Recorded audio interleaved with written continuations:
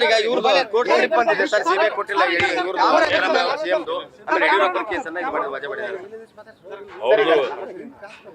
ಸಿದ್ದರಾಮಯ್ಯರಿಗೂ relax ಸಿಕ್ಕಿದೆ, ಲೋಕಾಯುಕ್ತ ತನಿಖೆ ಸಾಕು, ಸಿಬಿಐ ಬೇಡ ಅಂತ ಹೇಳಿದ್ದಾರೆ. ಕೋರ್ಟ್ ಆದೇಶ ಆಗಿದೆ, ಇದ್ರ ಬಗ್ಗೆ ಏನು? ಉಚ್ಚ ನ್ಯಾಯಾಲಯದ ತೀರ್ಪನ್ನು ನಾನು ಸ್ವಾಗತ ಮಾಡ್ತೇನೆ. ಸತ್ಯಮೇವ ಜಯತೆ. ಏನು ಲೋಕಾಯುಕ್ತ ತನಿಖೆ ನಡೀತಾ ಇದೆ ಈ ಪ್ರಕರಣದಲ್ಲಿ, ಇವತ್ತು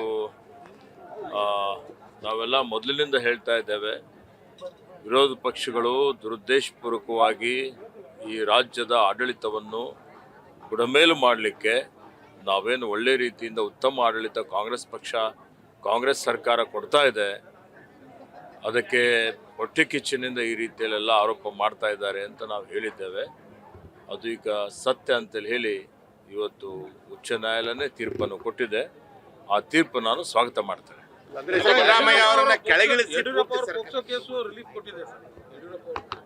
ಅವರಿಗೆ ನಿರೀಕ್ಷಣಾ ಜಾಮೀನು ಕೊಟ್ಟಿದ್ದಾರೆ, ಕೇಸ್ ರದ್ದಾಗಿಲ್ಲ.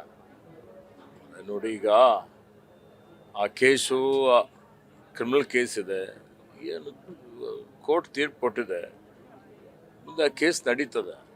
ಮಾನ್ಯ ಸಿದ್ದರಾಮಯ್ಯನವರ ಬಗ್ಗೆ ಇವತ್ತು ಈಗಾಗಲೇ ಹೇಳಬೇಕು ಅಂತ ಹೇಳಿದರೆ, ನಾವು ಮೊದಲಿನಿಂದ ಹೇಳಿದ್ದೇವೆ, ಅವ್ರು ಯಾವುದೇ ರೀತಿಯ ಈ ಪ್ರಕರಣದಲ್ಲಿ ಅವ್ರ ಪಾತ್ರ ಇಲ್ಲ ಅಂತೇಳಿ. ಅದು ಇವತ್ತು ಸಾಬೀತಾಗಿದೆ. ಅದಕ್ಕೆ ನಾನು ಹೇಳ್ತಾ ಇರ್ತಕ್ಕಂಥದ್ದು ಸತ್ಯಕ್ಕೆ ಜಯ ಆಗಿದೆ. ಅಲ್ಲ ಸರ್, ಪಾತ್ರ ಇಲ್ಲ ಅಂತಲ್ಲ, ತನಿಖೆಯನ್ನ ಸಿಬಿಐ ಕೊಟ್ಟಿಲ್ಲ ಅಷ್ಟೇ, ತನಿಖೆ ಇಲ್ಲಿಂದ ನಡೆಸಬೇಕು ಅಂತ ಹೇಳಿದ್ದಾರೆ. ಇಲ್ಲಿವರೆಗೆ ಅವರ ಪಾತ್ರ ಏನಾದರೂ ಇದೆ ಅಂತ ಸಾಬೀತಾಗಿದೆಯಾ? ಯಡಿಯೂರಪ್ಪ ಅದ್ರ ಬಗ್ಗೆ ನನಗೆ ಅದ್ರ ಬಗ್ಗೆ ಮಾಹಿತಿ ಇಲ್ಲ. ನಾನು ಯಾವುದೇ ಜಾಮೀನು ಮಾತ್ರ ಕೊಟ್ಟಿರೋದು ನೋಡಿ. ಈಶ್ವರ್ ಖಂಡ್ರೆ ಅವ್ರ ಫ್ಯಾಕ್ಟ್ರಿ ಬಂದ್ ಆಗುತ್ತೆ ಅಂತ ಎಥನಾಲ್ ಫ್ಯಾಕ್ಟ್ರಿ ಬಂದ್ ಮಾಡ್ತಿದ್ದಾರೆ. ನೋಡಿ, ಸರ್ವೋಚ್ಚ ನ್ಯಾಯಾಲಯಕ್ಕೆ ಹೋಗಿದ್ರು ಮಾನ್ಯ ಯತ್ನಾಳ್ರವರು, ಉಚ್ಚ ನ್ಯಾಯಾಲಯಕ್ಕೂ ಹೋಗಿದ್ರು. ಸರ್ವೋಚ್ಚ ನ್ಯಾಯಾಲಯದ ತೀರ್ಪನ್ನು ನಾವು ಇವತ್ತು ಅನುಷ್ಠಾನಕ್ಕೆ ತರ್ತಾ ಇದ್ದೇವೆ. ಮತ್ತು ಅಲ್ಲಿ ಹೋಗಿ ತಗೋಬೇಕಾಗಿತ್ತು. ಯಾವುದೇ ರೀತಿಯ ವೈಯಕ್ತಿಕ ಆಗಲಿ ಅಥವಾ ನೇರವಾಗಲಿ ಇವತ್ತು ದೇಶ ರಾಜಕಾರಣ ಆಗಲಿ ನಾವು ಮಾಡುವಂಥವ್ರಲ್ಲ. ಇವತ್ತು ಕಾನೂನುಬದ್ಧವಾಗಿ ಕ್ರಮಬದ್ಧವಾಗಿ ನಾವು ಕ್ರಮವನ್ನು ತೆಗೆದುಕೊಳ್ಳುತ್ತೇವೆ.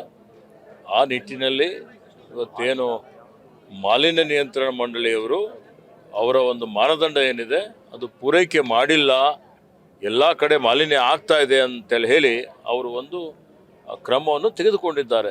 ಫ್ಯಾಕ್ಟರಿಗಳು ಬಿಟ್ಟು ನಮ್ಮನ್ನೇ ಟಾರ್ಗೆಟ್ ಮಾಡ್ತಾ ಇದ್ದಾರೆ, ವೈಯಕ್ತಿಕವಾಗಿ ಇದು ಮಾಡ್ತಾ ಇದ್ದಾರೆ ಈಶ್ವರ್ ಖಂಡ್ರೆ ಅವರು. ಈಗಾಗಲೇ ಹೇಳಿದ್ದೇನೆ, ಯಾವುದೇ ರೀತಿಯ ವೈಯಕ್ತಿಕ ದ್ವೇಷ ಆಗಲಿ ಮತ್ತೊಂದಾಗಲಿ ರಾಜಕೀಯ ಆಗಲಿ ಇದರಲ್ಲಿ ಇಲ್ಲ. ಆಪರೇಷನ್ ಹಸ್ತ ನಡೀತಾ ಇದೆ ಅಂತ ರಾಜ್ಯದಲ್ಲಿ. ಆಪರೇಷನ್ ಹಸ್ತ ಮಾಡುವಂತ ಅಗತ್ಯತೆ ಇಲ್ಲ.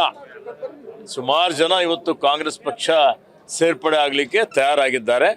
ಯಾರು ನಮ್ಮ ತತ್ವ ಸಿದ್ಧಾಂತವನ್ನು ಒಪ್ಪಿಕೊಂಡು ನಮ್ಮ ನಾಯಕತ್ವವನ್ನು ಒಪ್ಪಿಕೊಂಡು ಪಕ್ಷಕ್ಕೆ ಸೇರ್ಪಡೆ ಆಗ್ತೀವಿ ಅಂತೇಳಿ ಮುಂದೆ ಬರ್ತಾರೆ, ಪಕ್ಷದ ವರಿಷ್ಠರು ಅದ್ರ ಬಗ್ಗೆ ತೀರ್ಮಾನ ಮಾಡ್ತಾರೆ. ಯಾವ ಪಾರ್ಟಿ